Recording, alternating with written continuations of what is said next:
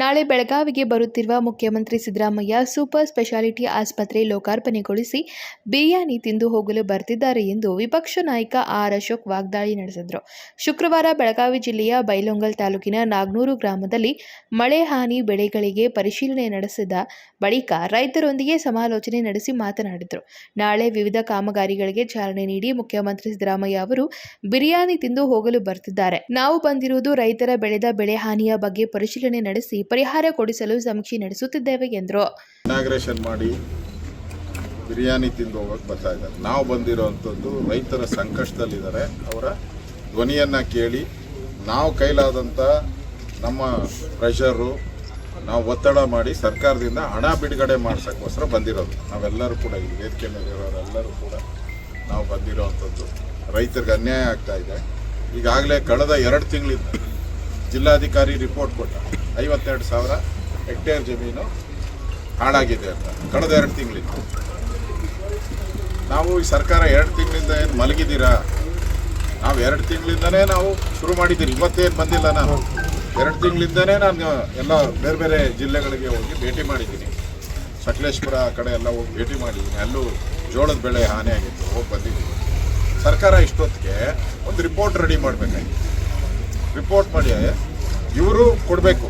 ಯಾಕೆಂದರೆ NDRF ಏನು scheme, ನಾನು ರೆವಿನ್ಯೂ ಮಿನಿಸ್ಟರ್ ಆಗಿದ್ದಲ್ಲ, ಅದೇನಿದೆ ಅಂದರೆ ಪ್ರತಿ 4 ತಿಂಗಳಿಗೊಂದ್ಸರಿ ಬ್ಲಡ್ ಆಗಲಿ ಆಗದೇ ಇರಲಿ ದುಡ್ಡು ಮಾತ್ರ ಸರ್ಕಾರಕ್ಕೆ ಕೊಟ್ಬಿಡ್ತಾರೆ.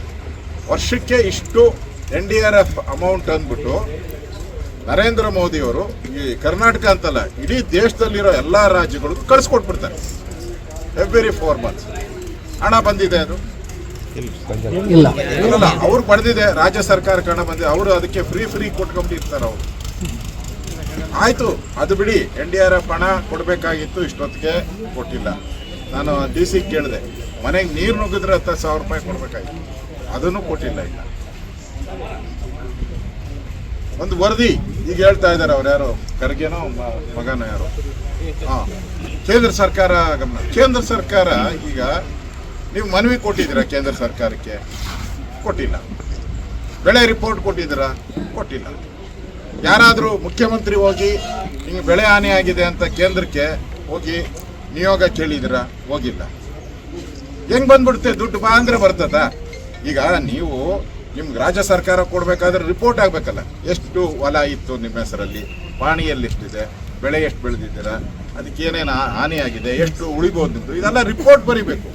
ಬರೆದು ಕೇಂದ್ರ ಸರ್ಕಾರಕ್ಕೆ ಕಳಿಸ್ಬೇಕು. ಇದುವರೆಗೂ ಒಬ್ಬ ಮಂತ್ರಿನೂ ಸರ್ಕಾರ ಕೇಂದ್ರಕ್ಕೆ ಹೋಗಿಲ್ಲ, ರಿಪೋರ್ಟ್ ಕೊಟ್ಟು. ಕಳೆದ 2 ತಿಂಗಳ ಹಿಂದೆಯೇ ಸರ್ಕಾರ ಬೆಳೆ ಹಾನಿ ಪರಿಹಾರ ಕೊಡಬೇಕಿತ್ತು. ಆದರೆ ಸರ್ಕಾರ ದಿವ್ಯ ನಿರ್ಲಕ್ಷ್ಯ ವಹಿಸಿದೆ ಎಂದು ಆರೋಪಿಸಿದರು. NDRFನಲ್ಲಿನ ಹಣವನ್ನು ಪರಿಹಾರ ನೀಡಿ ಕೇಂದ್ರ ಸರ್ಕಾರಕ್ಕೆ ಪ್ರಸ್ತಾವನೆ ಕಳುಹಿಸಬೇಕಿದ್ದ ಸರ್ಕಾರ ನಿರ್ಲಕ್ಷ್ಯ ಮಾಡಿ ರೈತರ ಜೊತೆಗೆ ಚೆಲ್ಲಾಟವಾಡುತ್ತಿದೆ ಎಂದು ಹರಿಹಾಯ್ದರು. ನಾಗನೂರು ರೈತ ಮಾತನಾಡಿ, ಸೋಯಾಬೀನ್ ಬೆಳೆ ಸಂಪೂರ್ಣ ಹಾನಿಯಾಗಿದೆ. ಸರ್ಕಾರ ಬೆಳೆ ಹಾನಿ ಕುರಿತು ಪರಿಹಾರ ನೀಡಿಲ್ಲ ಎಂದು ಅಸಮಾಧಾನ ವ್ಯಕ್ತಪಡಿಸಿದರು. ನಮ್ದು ಸೋಯಾಬೀನ್ ಪೂರ್ಣ ಎಲ್ಲ ಲಾಸ್ ಮುಂದೆ. ನಮ್ದು ಈಗ ಸೊಸೈಟಿಂದ ಏನು ಗೌರ್ಮೆಂಟ್ ಬೀಜ ಕೊಟ್ಟಿಲ್ರಿ, ಸರಿಯಾಗಿ ನಾಟಿ ಆಗ್ಲಿಲ್ಲ ಸರ್. ಗೌರ್ಮೆಂಟ್ ಬೀಜ ಹೊರಗಡೆಯಿಂದ ಯಾವ ನಮ್ಗೆ ಅಧಿಕಾರಿಗಳು ಬಂದು ಇಂದ ಮಟ್ಟ ಯಾರು ಏನು ಬಂದು ಏನು ಮತ್ತೆ ಭೇಟಿಯಾಗಿ ಏನು ಆಕ್ಷನ್ ತಗೊಂಡಿಲ್ಲ ಸರ್. ಪರಿಹಾರ ಎಷ್ಟು ಕೊಟ್ಟಿದ್ದಾರೆ? ಪರಿಹಾರ ಏನು ಕೊಟ್ಟಿಲ್ಲ ಸರ್. ಅಂದ್ರೆ ಇದಕ್ಕೆ ಬೆಳೆ ವಿಮಾ ಅಂತ 1 ತಿಂಗಳ ಇದನ್ನ ಮಾಡಿದ್ರಿ. ಬ್ಯಾಂಕ್ನವರು ಅವ್ರು ಯಾರು ಹಚ್ಕೊಳ್ಳಿಲ್ಲ ಸರ್. DCC ಬ್ಯಾಂಕ್ನವ್ರು 1 ತಿಂಗಳಷ್ಟು ಮುಂದೆ ಇದು ಮಾಡಿದ್ರಿ ಎಕ್ಸ್ಪೆಂಡಿಚರ್. ಉಳಿದ ರಾಷ್ಟ್ರೀಕೃತ ಬ್ಯಾಂಕ್ನವ್ರಂತೂ ಯಾರು ಏನು ತುಂಬಿಸಿಕೊಂಡಿಲ್ಲ. ಬೆಳೆ ಪರಿಹಾರ ಇದ್ರ ಬಗ್ಗೆ ಯಾರು ಇನ್ನ ಮಟ್ಟ ಬಂದಿಲ್ಲ. Vinod Kolkar, KMM Kannada news, Belagavi.